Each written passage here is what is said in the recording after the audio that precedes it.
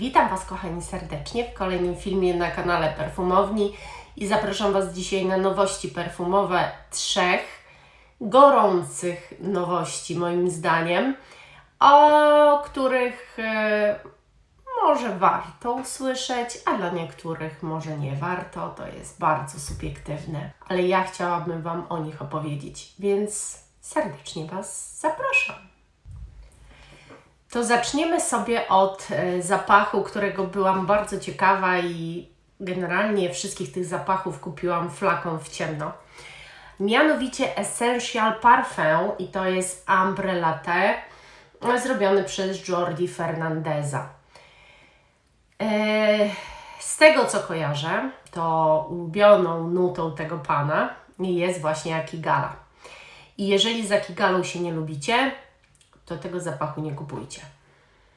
Ja Wam powiem tak, początek jest właśnie bardzo kawowy. Jest jak latte, posłodzona. Czuć mleko, czuć taką właśnie pyszną, słodką kawę. Jakieś macchiato, jakieś latte.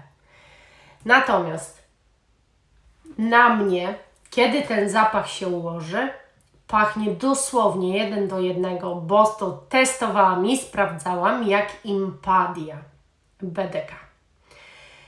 I wiecie co? Pomyślałam sobie, że ja porównam te dwa zapachy, ponieważ no, początek jest zdecydowanie taki po prostu waniliowy, bo to ten efekt tej kawy latte jest uzyskany wanilią na 100%.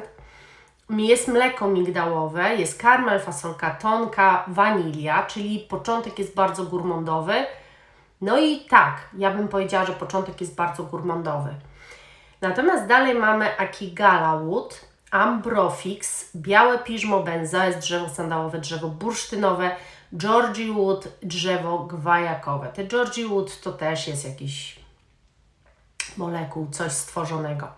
Bardzo dużo tu jest molekuł generalnie. Ale jeżeli chodzi o Impadię, Impadia zaczyna się bardzo cytrusowo i owocowo. Impadia zaczyna się gruszką, bergamotką, mandarynką, później przechodzi w różę, której ja absolutnie w Impadii nie czuję, i w kwiat afrykańskiej pomarańczy, no to ewentualnie, a później jest Akigala Wood, absolut wanilii i drzewo sandałowe. Tam jest bardziej tutaj jest bardziej baza rozbudowana, a w Impadii nie. Natomiast przez to, że tu jest Akigala bardzo silna i dosłownie tak samo podana, to dosłownie te dwa zapachy przy sobie, kiedy się ułożą, bo początki są inne, pachną na mnie identyko, dlatego zdecydowałam się tę Impadię resztkę sprzedać, no bo mam pełny flakon tego, a jeżeli coś pachnie na mnie tak samo, no to jaki jest sens, żebym ja miała dwa takie zapachy w kolekcji. To nie oznacza, że na Was wszystkich ten zapach wypadnie identycznie jak Impadia. Natomiast ja mówię tylko i wyłącznie o akurat moim przypadku, a w moim przypadku zdecydowanie tak jest. Jeżeli chodzi jeszcze o te Ambre Latte, to muszę Wam powiedzieć, że jego projekcja jest praktycznie przez cały okres, bo on jest bardzo trwały, jak to Akigala. Ale chodzi o to, że on gaśnie jakby dopiero 2 godziny przed końcem w ogóle jego trwania. Czyli powiedzmy zapach trwa 12 godzin i go czujecie, przez 10 godzin projektuje. Czyli czujecie go naprawdę i inni go bardzo czują i jak się go testowałam globalnie oczywiście, no bo jak mam flakon, to testuję od razu globalnie, to pamiętam, że mój mąż przyjechał z pracy i mówi do mnie, ale Ty pachniesz, a naprawdę ja go zaaplikowałam o 6 rano, a on przyjechał jakoś o 15 chyba wtedy, czy 16 i nadal na mnie go czuł. Także zapach ma genialne parametry, ale Impadia też ma genialne parametry. Chociaż z drugiej strony powiem Wam szczerze, że ten chyba trochę lepszy. A jeszcze jedna jest kwestia, że kwestia, czy lubicie ten początek. Który Wam początek bardziej pasuje? Czy Impadii, czy właśnie tego. Tylko z drugiej strony ten początek trwa krótko, on bardzo szybko się układa już w tę galową nutę specyficzną, bardzo mocno. W ogóle dla mnie to jest taka dosyć słodka nuta. I tu, i w Impadi. Ona nie do końca jest taka pieprzna, bardziej pieprzna jest podana w guidance'ie, a tu jest bardziej słodka. I prawdopodobnie tu i w przypadku Impadi, dlatego, że jest ta wanilia. No i też drzewo sandałowe, które jest kremowe, więc pewnie też balansuje w jakiś sposób po prostu tę nutę. I tu jest drzewo sandałowe. Także ja polecam, jeżeli ktoś uwielbia Impadię, to spróbujcie, przetestujcie sobie, jeżeli będzie leżało na Was tak samo jak Impadia, no to jest zdecydowanie tańsza opcja. Następny zapach, o którym chciałabym Wam powiedzieć, no to już jak pokazywałam całą kolekcję, robiłam deklader, to Wam mówiłam, że powiem Wam o najnowszym zapachu tkliwi nihiliści. Kupiłam flakon właśnie w ciemno. I powiem Wam, że ten zapach to jest po prostu czysty sztos. Dlaczego? Ponieważ mamy lato. Te lato to jest takie dziwne, ale jednak jest latem. To ta woń tak idealnie się po prostu wpisuje w ten krajobraz pogodowy, że nie macie pojęcia. A z drugiej strony jest troszkę zaskakujący, bo nie wiem, czy kiedykolwiek, w jakichkolwiek perfumach czuliście z początku, we wstępie zapachu piwo. A tu ono jest i pachnie piwem. Macie zapach piwa, za sekundę do tego zapachu dochodzi mandarynka. W ogóle nie powiedziałam, co to za zapach. To jest tkliwi nihiliści Elan Vital Jaune. Za moment dochodzi mandarynka. Najpiękniejsze jest właśnie to, co się dzieje później. I te piwo jest bardzo ważną nutą, bo ono nie robi zwykłego letniego zapachu z niego, ponieważ moim zdaniem, w moim odbiorze i tak jak ja czuję, te piwo gdzieś w tle ciągle jest i coś robi dla tego zapachu. I teraz tak, dochodzi do tego wszystkiego Liang Liang. U mnie wybitnie Liang Liang się, taki tropikalny po prostu vibe zaczyna być w tym zapachu, czyli ten Liang Liang jak najmocniej dociera do mnie. A za moment czujecie tę bazę, która jest ciężką bazą ambrową. Jest ambra, drzewo sandałowe i kokos. Oczywiście kokos podbija tropikalność Liang Liang.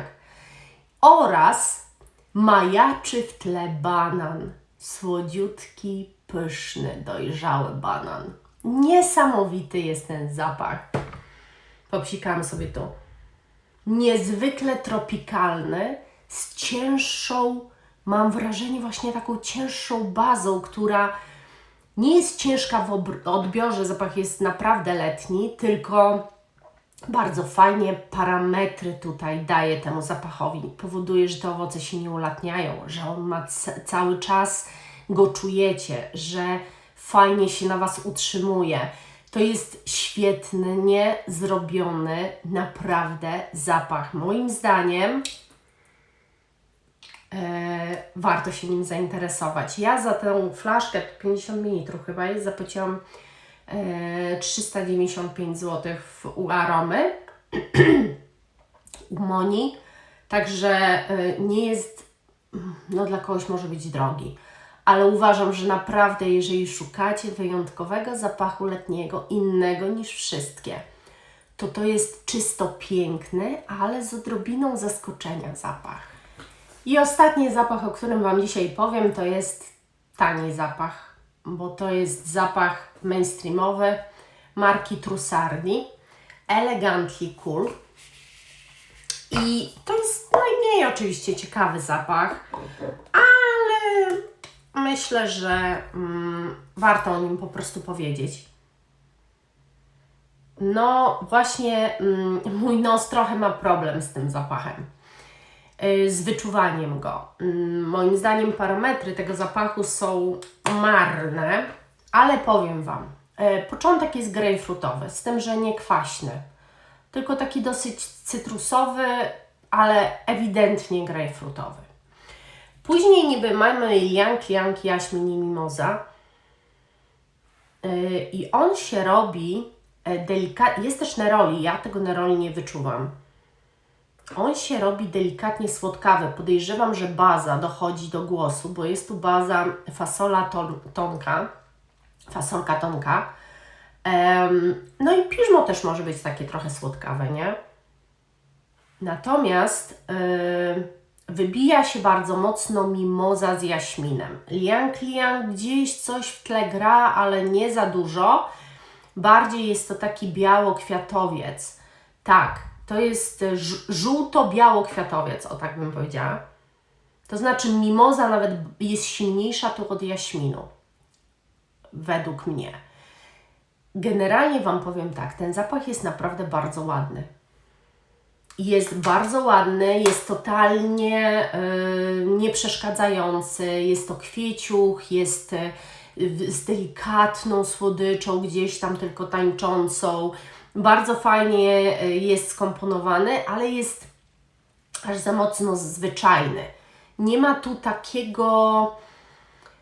Może gdyby to był żółtokwiatowiec, czy żółto-białokwiatowiec według mnie, który miałby gigantyczne parametry, to pewnie inaczej bym dzisiaj o nim mówiła. Ale on nie ma gigantycznych parametrów, on siedzi około na mnie 3 godziny i to jest maks i trzeba po 3 się dopsikać, bo absolutnie nic nie czuć.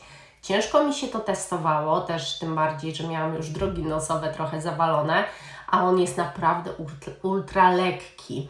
W przeciwieństwie do tych dwóch, bo tym dwóm mój nos nie przeszkadzał. Raczej mojemu nosowi to, że jest zatkany, nie przeszkadzało testować tamtych, ponieważ tak gigantyczne mają parametry. Natomiast to jest coś bardzo lekkiego. To jest chyba drugi czy trzeci zapach z tej linii, może trzeci. On jest naprawdę bardzo ładny i śliczny. Jak się odetka mój nos, to go ponoszę pewnie.